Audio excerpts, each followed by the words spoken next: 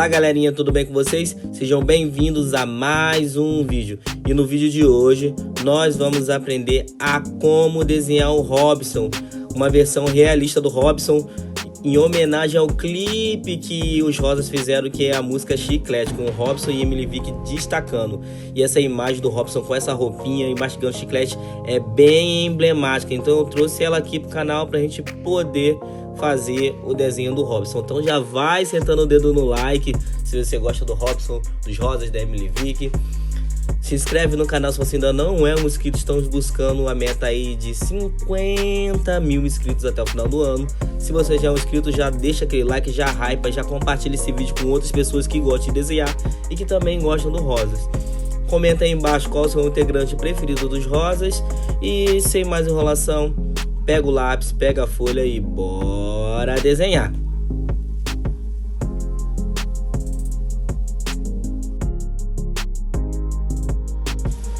Se você é novo aqui e não sabe como funciona o canal, é bem simples. É só você ir copiando as linhas que eu estou fazendo no vídeo, passo a passo, rápido e fácil, que você vai conseguir fazer o mesmo desenho que eu. E você deixa aquele likezão para agradecer, compartilha esse vídeo com outras pessoas que gostam de desenhar, porque assim a gente espalha a arte de desenhar para o máximo de pessoas possível.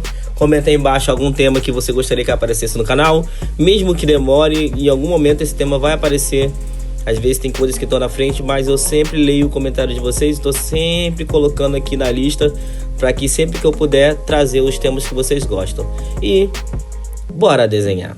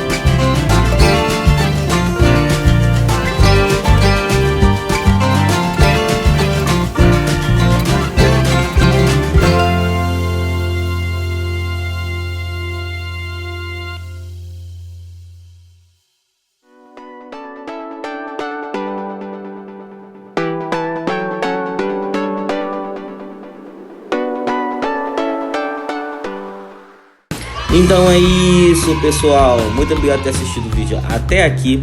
Comenta aí embaixo o que você achou do vídeo. Assista os outros vídeos que estão aparecendo pra você aí no card. Valeu, tchau, fui.